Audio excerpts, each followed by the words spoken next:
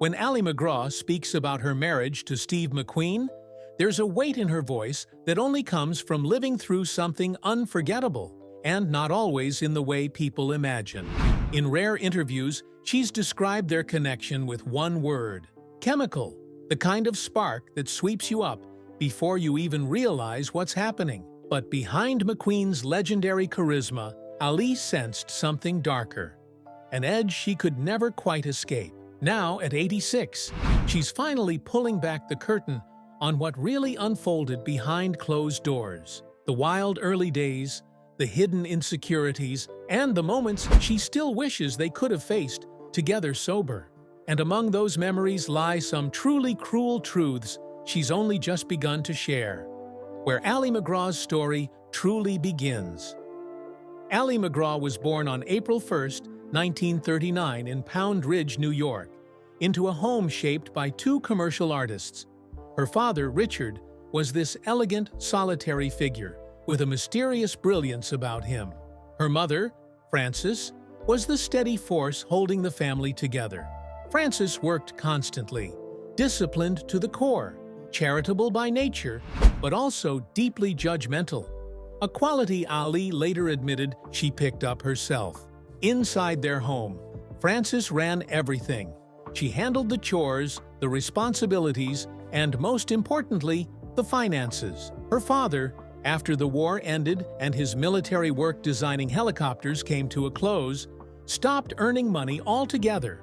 Watching this imbalance unfold gave Ali a deep respect for her mother's education, independence, and resilience. Her early years were filled with creativity and quiet observation. She grew up surrounded by craft materials, open space, and her father's artistic rituals.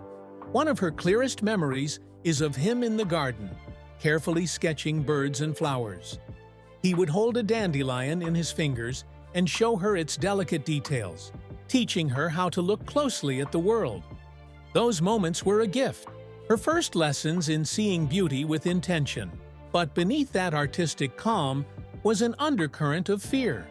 Her father was an explosive, often abusive, dry alcoholic. The household existed in a constant state of tension. She later described that fear as something that made her physically sick. His temper could ignite without warning, and when it did, her brother took the worst of the beatings. Ali lived every day terrified that she would be next. She learned to survive by being perfect, quiet, careful, and endlessly responsible. Even under that pressure, she excelled. At Rosemary Hall, an elite and progressive girls' school near New Haven, she became a standout student. But despite her success, she never really knew where she belonged. Her parents' love for art and culture led her to Wellesley College, where she majored in art history. She walked the same halls as future trailblazers like Madeleine Albright and Nora Ephron, and later, Hillary Clinton. Still, even in that impressive environment, she felt directionless. Art inspired her, but she knew deep down she had no realistic plan for a career in that world. So she started experimenting with life. She tried different jobs, working as a photographic assistant, then an interior decorator, and eventually stepping into modeling. With her striking presence, long brown hair, strong brows, and soulful eyes, modeling felt almost effortless. Soon enough, she was signed by powerhouse agent Eileen Ford. While she was working and finding her way, she often slipped into elaborate fantasies. In her mind, she became someone grand, someone glamorous, dancing for adoring crowds, draped in diamonds, swept up in the life of an imagined royal lover. These fantasies weren't just daydreams, they were her escape. They let her step outside the role she had played her whole life, the perfect, conscientious girl named Elizabeth Alice MacGraw, who carried far too much responsibility on her young shoulders. An unlikely beginning to stardom. So how does someone like Ali MacGraw even begin a rise to legendary status? Funny enough, it all started by accident. Her breakthrough came when she agreed to do a simple photo shoot for Chanel No. 5 bath oil. That ad didn't just end up in a few magazines. It was everywhere, filling storefronts all across New York City. And that one unforgettable image caught the eye of a young film agent who saw something special in her. MacGraw made her on-screen debut with the 1968 film A Lovely Way to Die, and audiences took notice immediately. What makes her story even more striking is that she wasn't the typical Hollywood ingenue. While many stars were launching their careers as teens or in their early 20s, MacGraw was 31 when her talent really began to shine. She seemed to glide into the industry, almost by instinct, with hardly any formal acting training at all. But even as her star rose, she was wrestling with serious self-doubt. When she landed the breakout role in the 1969 hit Goodbye, Columbus, she was terrified she wouldn't measure up. Imposter syndrome shadowed her every step, leaving her convinced that any moment someone might discover she wasn't a real actress. Though she appeared calm and effortlessly cool on camera, inside she battled constant fear and discomfort. Goodbye, Columbus was produced by Robert Evans, the powerful head of production at Paramount. And one night, when she was invited from New York to screen another film at his home in Los Angeles, her life took an unexpected turn. She later described that evening as one of the wildest nights of her life. At some point, she slipped out of consciousness during the screening, woke up just long enough to dive into the swimming pool, still fully dressed, high heels and all, and then somehow ended the night in the master bedroom. In her own reflections, she said she never really left after that. From that moment forward, she and Evans became Hollywood's new it couple. Suddenly, she was living inside the surreal, extravagant world of a studio titan. Everything was next level. 32 telephones scattered throughout the house. Dinner parties filled with every name she'd ever heard of. A lifestyle so lush and outrageous, it felt like stepping onto another planet. Evans adored his stylish, free-spirited little hippie and swept her completely into his orbit. She later admitted that she had never seen anything so luxurious, and no matter how long she lived it, it never fully felt real. By 1969, she and Ryan O'Neal had married, and he quickly became one of her biggest champions. He pushed for her to star as Jennifer Cavallari in Love Story, the 1970 romance that would change her life. At the time, she was still considered relatively unknown, despite her Golden Globe win for Most Promising Newcomer. O'Neal, on the other hand, was already a major star. She once said it was impossible not to have a crush on him. He was bright, funny, complicated, and undeniably charming. What most people don't know is that she earned just $20,000 for her role in Love Story. For her, starting out and still new to success, that felt like a fortune. O'Neal joked that his own salary didn't even cover his alimony. Classic Ryan. But money didn't matter. The film exploded. It became one of the biggest box office sensations in history, driven in large part by the electric chemistry between its two leads. And though the movie would later be teased for its sentimentality, that famous line about love and apologies, or her perfectly styled final moments, it cemented itself as a pop culture icon. For Ali, it launched her straight onto the A-list. She earned an Oscar nomination, global fame, and a place on the cover of Time and countless other magazines. Her cool, bohemian style instantly made her a fashion icon of the 1970s. Still, she wasn't prepared for the tidal wave that followed. She admitted she became obsessed with being liked, bending over backward to win over everyone in the room. But even that had limits. At the London premiere of Love Story, she encountered Princess Margaret, who breezed past her and delivered a stinging comment about someone not caring for the film. Later, the cast discovered the princess had repeated that same chilly remark to every single person in the receiving line. A royal burn, delivered with perfect precision. Despite the occasional awkward moment, MacGraw's career soared. Her earlier critical praise, plus her high-profile marriage, pushed her into the ranks of the most sought-after actresses of her generation.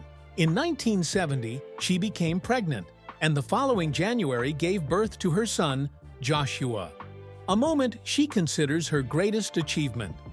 The paparazzi treated his arrival like the next chapter of a blockbuster saga. She later wrote that he only added more frenzy to her already overexposed life, becoming another piece of the Hollywood spectacle that surrounded her.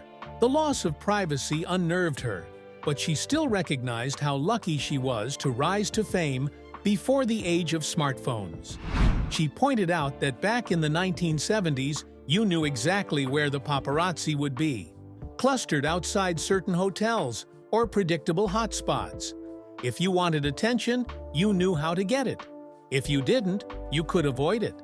She appreciated that they treated her kindly, especially since she wasn't trying to market herself as a sex symbol. But even with all the success, cracks began to form. She slowly realized that life with Robert Evans, wrapped in non-stop glamour and applause, left little room for anything meaningful. After the incredible high of Love Story, the marriage began to crumble. And that marked the beginning of a dramatic shift in Ali MacGraw's story. The day everything shifted for Ali. It's 1971. Ali MacGraw is already a certified Hollywood sensation when the unthinkable happens. Steve McQueen, one of the biggest stars on the planet, shows up at her front door. He isn't there for small talk. He wants her to co-star with him in a new film called The Getaway. From the second she opened that door, something shifted. She later admitted that she was practically built for that kind of emotional explosion. A rising star, full of ambition, ego, insecurity, and romantic hope, staring straight at the most magnetic man in Hollywood. She knew she was vulnerable to someone exactly like Steve McQueen. And while McQueen clearly had his sights set on her, Ali didn't jump at the chance to work with him. She hesitated. On the surface, she said she wanted to spend time with her newborn son, Josh, but she later confessed there was another truth beneath that. She knew she was about to step into dangerous territory with McQueen. She could feel the trouble before it even began. Still, by 1972, she was persuaded, mainly by her husband, studio powerhouse Robert Evans, to take the role. She signed on to play the wife of a bank robber in The Getaway. And that bank robber?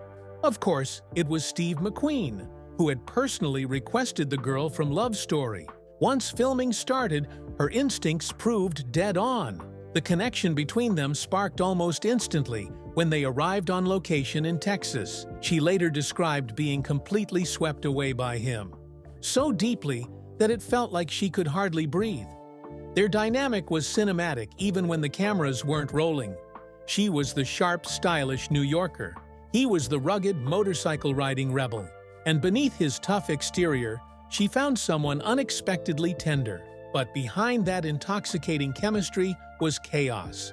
She said those 3 months on set felt like walking a razor's edge. Moments of clarity and guilt, constantly battling with the thrill of the affair. The tension between them was undeniable. And then came the fights. One of their earliest blow-ups turned into a moment straight out of a Hollywood scandal reel. McQueen stormed off, picked up 2 women, and brought them back to his apartment, right next door to Ali's. She heard everything. The next morning, he casually stepped outside and asked if she wanted to make him breakfast. And unbelievably, she did. Soon the tabloids smelled blood. Ali found herself torn between her marriage to Evans and her all-consuming pull toward McQueen. But the truth is, the ending felt inevitable from the start. The affair, messy as it was, electrified the buzz around The Getaway. The film became a box office hit. And while director Sam Peckinpah delivered far more acclaimed work elsewhere, this movie rode a wave of scandal straight into popular culture. Critics later pointed out how dramatic the whole saga had been. One review from The Spool, written for the film's 50th anniversary, compared the frenzy to the uproar when Elizabeth Taylor and Richard Burton fell for each other during Cleopatra. That was the scale of the media storm. Now, by the end of 1972, Ali MacGraw had finalized her divorce from Robert Evans. And then, Almost like a scene straight out of a Hollywood romance, she and Steve McQueen married the following year in a quiet park in Cheyenne, Wyoming. They never had children together, but at that moment, they were the ultimate global power couple. Beautiful, famous, and surrounded by a kind of electric glamour most people only dream about. But behind that picture-perfect exterior was a reality that would make anyone second-guess the idea of marrying a movie legend. Ali later explained that she never knew what Steve's next move, mood, or reaction would be. That unpredictability made him magnetic on screen, but at home, it created an atmosphere where she constantly felt like she was trying to anticipate the emotional weather of the day, sometimes the hour. In the early days, she saw him as original, principled, and thrillingly different. What she didn't know was that McQueen was wrestling with deep wounds from a painful childhood. An absent father, a mother who sent him away to a reform school at 14, and a lifetime of distrust that traced back to those early scars. Those demons shaped him, and eventually they shaped their marriage. Looking back, Ali sometimes wondered if she should have seen the warning signs earlier, like when he insisted she sign a prenuptial agreement that stripped away any financial claim if they divorced. She agreed to it without hesitation, completely swept up in her feelings for him, too blinded by infatuation to imagine that his demands hinted at something far more troubling. Over time, she adapted herself to fit the version of a woman he wanted. He liked calling her his old lady, a nickname she could have happily lived without. McQueen pushed her to quit acting and embrace a simpler life. Jeans, a t-shirt, and dinner, or as he called it, grub, on the table at exactly 6 p.m. She took on the role with full commitment, becoming the cook, the cleaner, and the pared-down partner he desired. And, at least for a while, it seemed to work. They were genuinely happy in their own secluded bubble. They lived like near recluses, on a rural stretch of Malibu, raising their blended family in a kind of sun-kissed paradise. Ali remembered those days with real affection. Tuna fish sandwiches, surfboards leaning against the house, kids riding bicycles in the sand, and neighbors, some famous, most not, dropping by for easy, joy-filled afternoons. What made it even more special was how untouched it all felt. Paparazzi rarely bothered them there. The beach was deep, hidden, and filled with people who treated them like regular parents, just trying to give their kids a great life. She later spoke about that period with a mix of nostalgia and disbelief, especially compared to present-day Malibu. Back then, it was quiet, grounded, and real. No beach swarms, no crowds of people in bikinis clutching drinks. Just families, laughter, barbecues, and the smell of ocean salt and summer grass. She called it a different time, a lucky time. But no amount of ocean breeze could keep trouble from creeping in. Underneath their idyllic life, tension was simmering. Steve's jealousy was immediate and explosive. He could fly into a rage if he thought she glanced at another man. Meanwhile, he openly checked out other women. His drinking and drug use intensified, and Ali was battling her own issues with alcohol. Their arguments became chaotic, fueled by intoxication, and at one point even turned violent. Eventually, Steve packed up and moved into a suite at the Beverly Wilshire Hotel. Rumors of his affairs didn't take long to reach her. Rumors that fit all too neatly with what she was already feeling. She even mentioned a dark joke shared at his funeral. His first wife once said Steve liked to sleep with blondes, but married brunettes. Ali eventually sought her own escape from what she described as a suffocating mismatch. She admitted to cheating, not out of vengeance, but because she felt trapped, unable to breathe inside the emotional confines of their marriage. She took a heavy share of the blame, even suggesting she had contributed to the downfall by never showing Steve her full, real self. By 1977, they had separated. Their divorce became official the year after. There's a haunting moment she described from shortly after the breakup. She bumped into an old lover, disheveled in a trucker hat and carrying a beer. while she stood there in heels and long polished nails. The spark between them was instant, a reminder of a version of herself she had forgotten. And yet, when he suggested they pull off the highway and make love in an orange grove, she couldn't bring herself to do it. That brief encounter was their final moment together. The final goodbye to old Hollywood. Now, even though Ali MacGraw knew ending her marriage was the right move, she suddenly found herself slammed into a wall of reality. She'd signed a prenuptial agreement with Steve McQueen, and that meant no money, no assets, nothing. The timing couldn't have been worse. She had already stepped away from acting during the marriage. McQueen never explicitly banned her from working, but the message was clear enough that she felt she shouldn't. When she talks about it now, her voice carries that tired, heavy regret. She wishes she had stood up for herself more. She reflects on it with this quiet ache, saying she wishes she had insisted on something, anything, that showed their son was valued. Not money, not a fight, just acknowledgement. She even jokes, in a way that isn't really a joke at all, that an antique truck would have been enough. And it makes sense. McQueen collected hundreds of them. When she was asked whether her years as a housewife deserved financial compensation, she let out this long, heavy sigh. That brought her straight into the phrase she absolutely cannot stand. Just a housewife. To her, that job should be the highest paid on the planet. After the divorce, she was in the same position countless stars silently face. She needed a paycheck. That's how she ended up in the 1978 action film Convoy.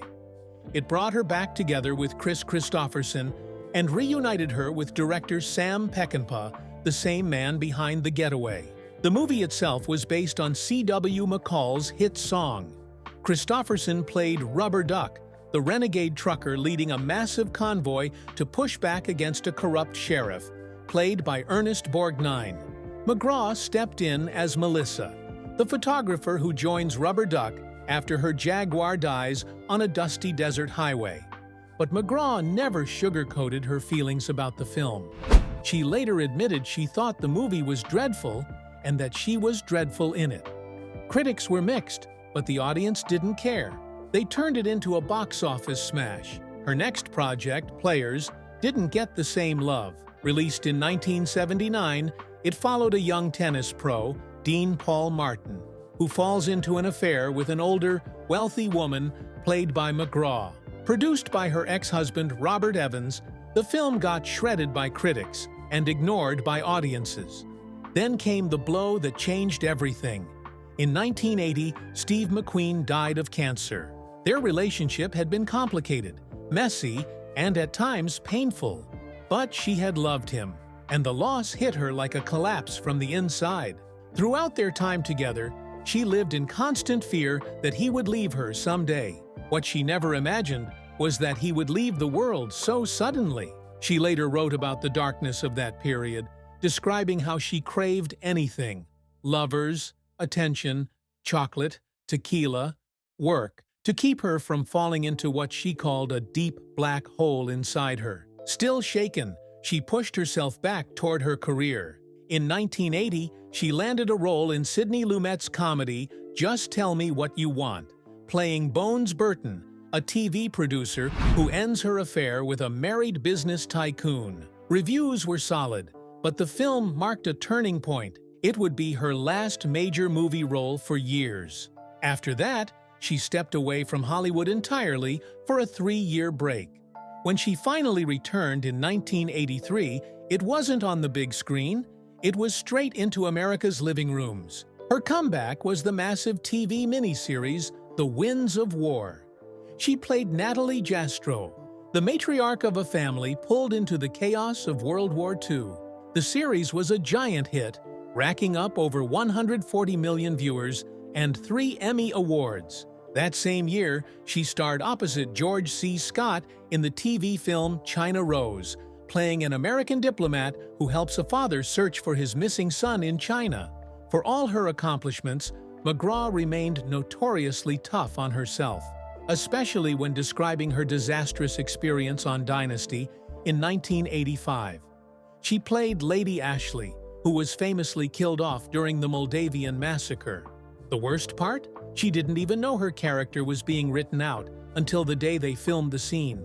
She recalled not knowing whether to close her eyes or stare up at the ceiling until an associate producer snapped, "Closed? Stupid! You're dead!" Later, she admitted she took some roles purely for the paycheck, and Dynasty was one of them. That same year, she was also caught in the middle of another affair with a married man. Something she acknowledged had become a recurring pattern in her life. Despite being a former Oscar nominee, her final film credits in the 1980s were almost ghost-like. She starred in only one film that entire decade, and her last 3 movies are so obscure that most people have never even heard of them. One of them, Murder Elite, cast her as a homicidal woman plotting to kill her own sister to control the family estate. It never even got released in the United States, and remains almost impossible to find today. With her marriages behind her and her career drying up, MacGraw spiraled into depression. To numb the pain, she turned to alcohol. At first, she truly didn't think she had a problem, but over time, she had to face what was right in front of her. She was drinking to run from her unhappiness, failed relationships, loneliness, pressure to be perfect. She drowned it all in the bottle. Eventually, she checked herself into the Betty Ford Clinic. There, she confronted 2 truths at once. She admitted she was an alcoholic, and she also said she identified as male. Whether that remains true today is unclear, as she still uses female pronouns. But acknowledging her addiction was the breakthrough she desperately needed. She later released her journals from rehab, a brave move considering how raw and spiritually heavy they can be. They're dense and full of New Age ideas, but for anyone beginning their own path to sobriety, they offer genuine value. Even after she got sober, she wrestled with guilt. Guilt from choices she made, relationships she damaged, mistakes she couldn't let go of. Learning to forgive herself became its own long road. Through extensive therapy, she slowly began to separate who she was from the things she had done, finally giving herself the chance to heal. After years of chasing Hollywood dreams, Ali MacGraw eventually found the version of herself she had lost somewhere along the way. In 1990, she packed up her life and moved to Tesquay, New Mexico, a place that offered stillness, space, and a fresh start. It's where she continues to live today, spending her time designing, creating, and pouring her energy into progressive, charitable causes. In her own reflections, she described this chapter as a return to authenticity, noting that nothing we offer the world is more valuable than who we truly are. It was a realization that seemed to settle her spirit. As her on-screen work began slowing down, MacGraw shifted her focus to something far more personal, writing her autobiography, Moving Pictures. Released in 1991, the book was an unfiltered account of her life. She spoke openly about substance use, sex addiction, her whirlwind love affairs with Warren Beatty and Peter Weller, and the transformative stay she had at the Betty Ford Clinic in 1985. For her, the book wasn't just a memoir, it was a turning point, almost like clearing out old ghosts so she could finally build a healthier, more grounded future. After the book's release, she stepped back from acting even more.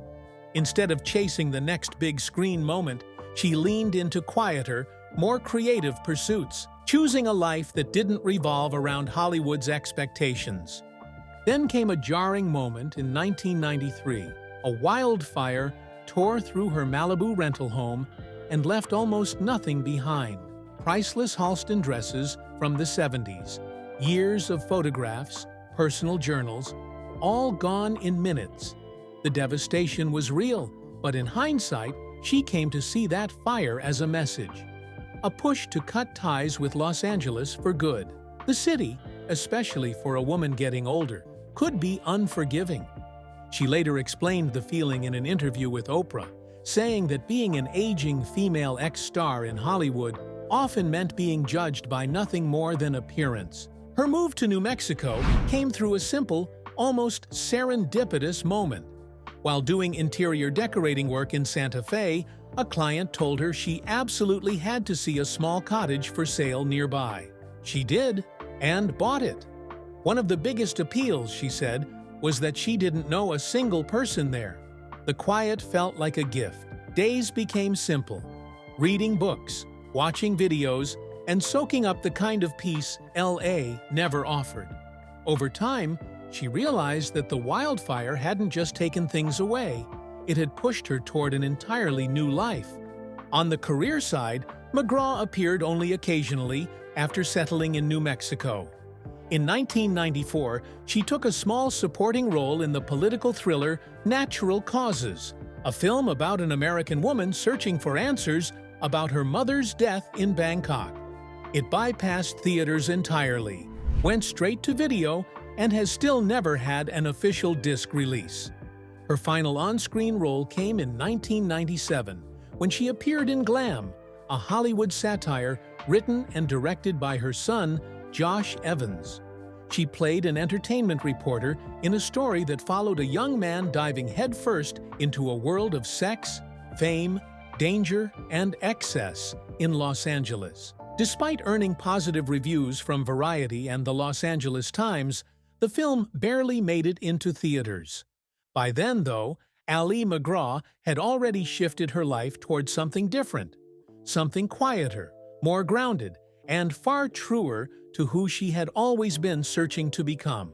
At 86, Ali MacGraw reveals the cruel things Steve McQueen did in their marriage. Back in 2018, Ali MacGraw sat down with People magazine and opened up about her famously intense marriage to Steve McQueen. When she tried to capture the essence of their relationship, she used one striking word: chemical. And for anyone who knows the legend of Steve McQueen, that description makes perfect sense. Ali recalled how McQueen had this extraordinary, almost electric presence. He could step into any room, and it didn't matter who was there, man, woman, or child, and people would instantly react. She said it was like everyone collectively thought, "Whoa, what was that?" Ali herself wasn't immune to that pull. She admitted she was completely swept up in it, but she also made something very clear. As magnetic and attractive as she found McQueen, there was always an unmistakable edge to him, an element of danger she could never ignore. Behind the charm and charisma, she always sensed the bad boy. Looking back, Ali carried a deep sense of regret, especially over the struggles they shared. She reflected on their marriage with a haunting honesty, wishing they had both grown old sober. She described their life together with a simple but powerful truth. There were wonderful days, and there were dreadful ones. She was also adamant about not being seen as a victim. She stressed that the relationship was complicated on both sides, filled with moments of joy and moments that were, in her own words, downright ghastly. In another interview, she went even deeper into the emotional landscape of their marriage. She admitted she often felt insecure, constantly worried that McQueen would leave her. She said she wasn't even sure who she was at the time, explaining almost painfully that she didn't feel real. Perhaps the most heartbreaking part of her reflection was her regret over the lack of closure. McQueen died in 1980 at just 50 years old, and Ali expressed sorrow that they never had the chance to sit down, sober, older, wiser, and truly mend what had been broken. More recently, Ali opened up once again, this time to the Times in the UK. In this new conversation, she revisited that whirlwind marriage. She described how it began like a dream, all bliss and excitement, but quickly spun into chaos. She and McQueen lived in a secluded Malibu home where life felt almost unreal. Most days were spent half-naked on the beach, grilling food, drinking beer, and smoking cannabis. It was wild, carefree, and unlike anything most people could imagine. And their neighbors? Jack Lemmon and Walter Matthau. But rather than mingling with Hollywood royalty, Ali said she and McQueen mostly hung out with regular folks. She also expressed deep gratitude that those days came long before smartphones. Even though paparazzi still existed, at least celebrities knew where they lurked. Today, she said, it's a different world. One where a star can barely step outside for a quiet moment without ending up plastered all over the internet. For Ali MacGraw, those memories remain vivid, a mix of beauty, chaos, passion, insecurity, and the kind of love that leaves a mark long after the story ends.